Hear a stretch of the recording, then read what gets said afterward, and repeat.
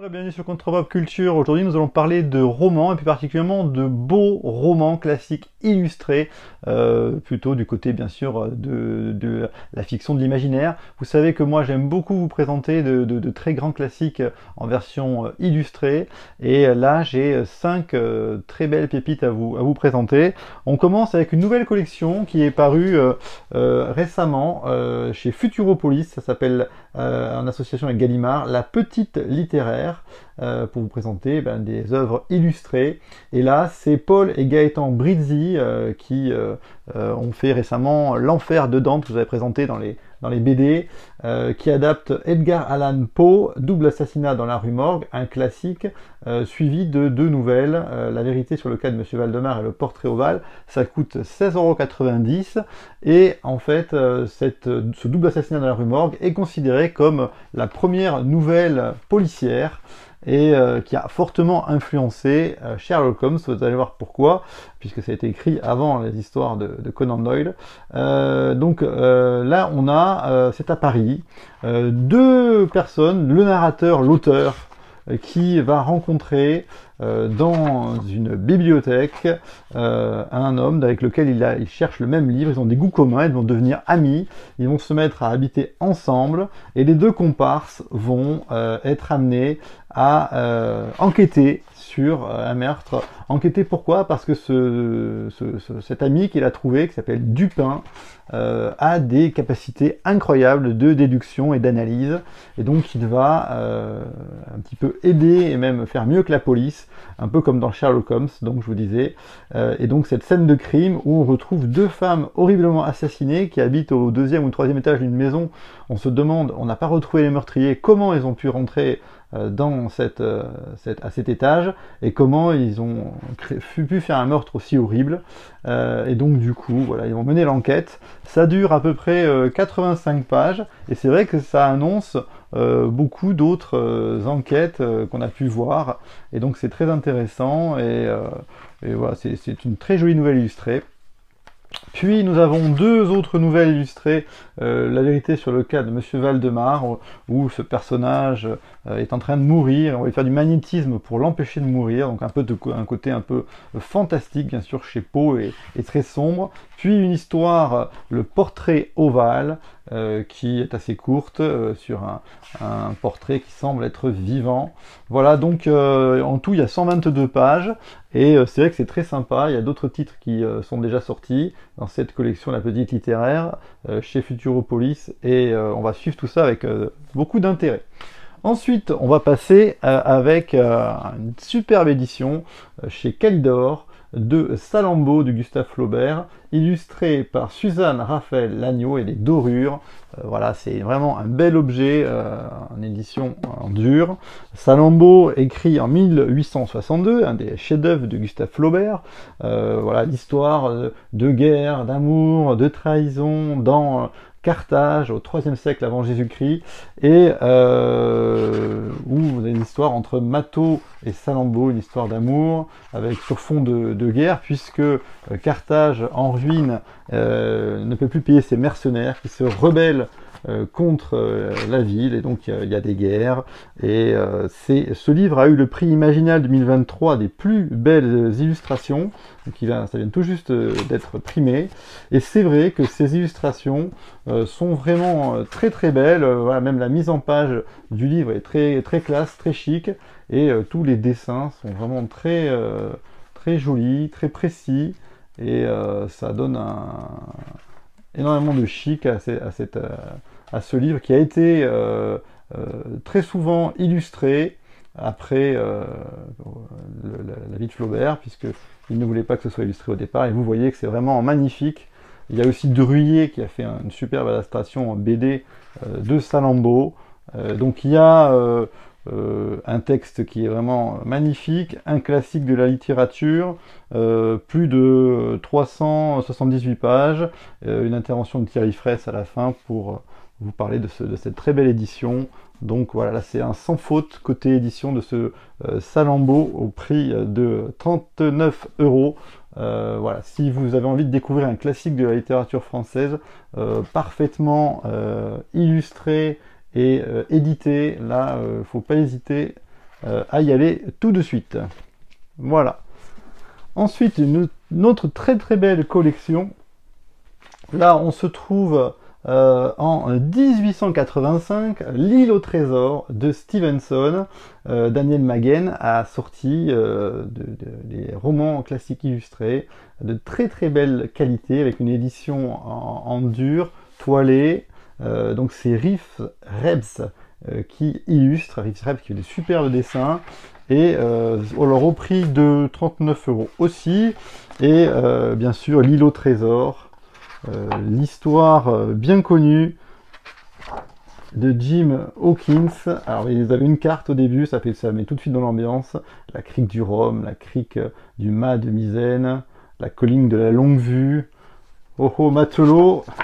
Donc voilà, tout de suite on est dans l'ambiance des pirates, et donc de ce pirate Billy Bones qui arrive dans cette auberge où le jeune Jim est dans l'auberge de ses parents, et il a peur que le Black Dog, chien noir, arrive pour l'attaquer et pour lui prendre son trésor, dans lequel il y aura une carte au trésor qui va mener Jim dans une aventure à la recherche de ce trésor légendaire, où il va se retrouver confronté à des pirates, et à des sacrés pirates.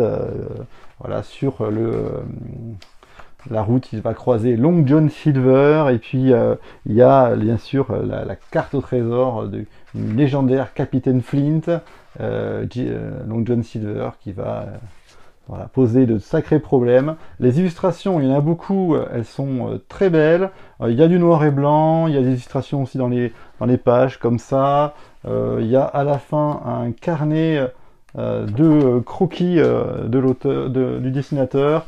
Voilà, donc vraiment, toutes les recherches, on est à plein dans l'ambiance de pirates. Franchement, c'est très très bien édité, et il y a beaucoup de très belles illustrations. Voilà, si vous voulez une belle édition de L'île au trésor, ce grand classique du roman d'aventure, il faut pas hésiter, vraiment, il faut y aller. Daniel Maguen, 39 €. Ensuite, en 1890, le portrait de Dorian Gray, toujours dans la même collection chez Daniel Maguen.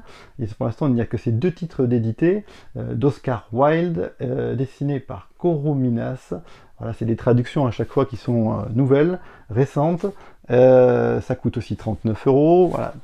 Et là, on plonge un peu dans le fantastique, avec cette histoire qui se passe à Londres, et où nous allons voir, alors c'est entre peinture et dessin, les très très belles couleurs tout en bleu, violet, rose, de cette histoire de ce dandy, Dorian Gray, qui va être amené à rencontrer Lord Henry. Voilà, son portrait a été fait par le peintre Basile, et du coup, Dorian Gray, ce dandy hyper séduisant, très beau, magnifique, va tomber en pamoison devant sa peinture, et va dire qu'il ne veut jamais vieillir, et qu'il est prêt à vendre son âme pour ne jamais vieillir et rester toujours beau et séduisant. Et c'est ce qui va se passer, puisque il va se rendre compte qu'à chaque fois qu'il fait quelque chose de mal, qu'il va faire des péchés, et bien ce portrait va s'abîmer à sa place, et va devenir laid à sa place. Et donc du coup, il va tomber amoureux d'une actrice. Alors c'est vraiment, les dessins sont incroyables.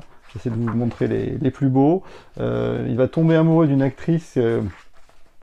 Voilà, l'ambiance est parfaitement instituée, je trouve. Ça donne vraiment envie de lire. Le côté un peu fantastique, mystérieux, très beau aussi. Les couleurs sont incroyables. Et donc cette actrice qu'il va aimer puis abandonner va se suicider, et du coup il va voir que le portrait va devenir horrible, et il va cacher ce portrait, et il va continuer à vivre une vie de débauche, et ce portrait va devenir de pire en pire, et lui va rester jeune, Donc c'est vraiment une allégorie sur la société qu'on peut retrouver maintenant avec la quête de la jeunesse éternelle, de la beauté, le côté moral, tout ça. Il y a plein de choses. Les dessins sont incroyables, vraiment, les doubles pages, l'ambiance est très bien retranscrite, même le côté un peu fantastique. Voilà, de cette histoire de Dorian Gray qui va bien sûr partir dans le mauvais sens du terme. Et c'est vraiment un classique du fantastique incroyable. Voilà, de superbes illustrations de Kurominas. J'ai adoré cette édition. Je vous recommande très chaudement. Ensuite, nous allons parler des éditions. On va revenir sur l'édition Kalidor, que je vous ai présenté avec Salambo tout à l'heure, puisque là, on est en 1910 avec Walter Delamare et les 3 Mala Mulgar. Donc, c'est l'édition H-d'or Kalidor, édition anniversaire. Donc, vraiment, c'est des très belles éditions de romans illustrés. Alors, les 3 Mala Mulgar, c'est traduit par Maxime Ledin, et puis c'est dessiné par Anouk Faure. Il y a aussi des illustrations de Lasrop. Et en fait, cette histoire, c'est une histoire qui a été écrite avant le Hobbit de Tolkien et qui l'a un peu sûrement influencé, puisque là, on est un peu sur le thème du conte, c'est léger. Il a écrit ça pour ses enfants, Walter Delamare. Et puis, on a un peu tout le ton du Hobbit, avec les chants, les poèmes, la langue inventée, la quête, voilà, ce ton un peu de conte léger. Donc là, on suit 3 singes, Pouce, Code et Nod. Et en fait, ces 3 singes sont des singes de sang royal. Et ils vont partir dans une espèce d'Afrique de fantaisie légendaire, dans la neige, partir à la recherche du royaume, des montagnes de leur père. Alors, il y a de superbes illustrations en noir et blanc.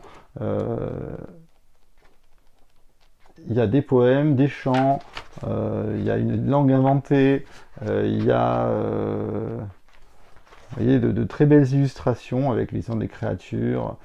Voilà, on se retrouve dans une véritable aventure. Et c'est un texte qui a été remis, qui a été recherché et retraduit par Maxime Ledin. Apparemment, ça a été, voilà, ça a été difficile. Il a vraiment fait un travail incroyable de traduction pour essayer au mieux traduire la langue de Walter Delamare, qui est assez, la langue anglaise, et qui est assez complexe, mais très belle. Voilà, parce que c'est très poétique en fait. Et donc du coup, après, on a une postface avec l'explication des éditions, les dessins qu'il y a pu y avoir. Voilà, c'est vraiment un travail, on va dire, d'archéologie de la fantaisie que font les éditions Kalidor.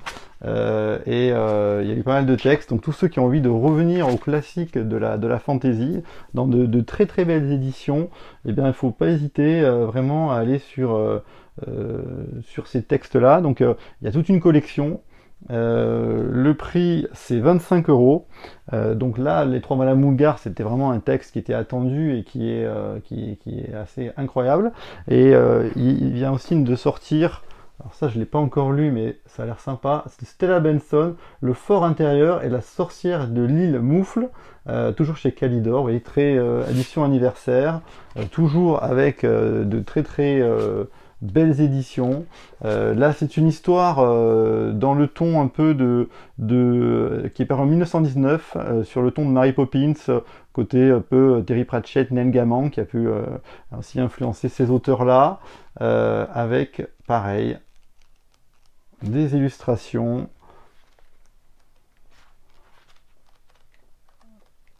Voilà, une très belle édition, encore une fois. Ceux qui ont envie de sortir un peu des sentiers battus et puis redécouvrir des textes qui ont influencé en fait tous les auteurs de fantasy. Donc une très belle collection.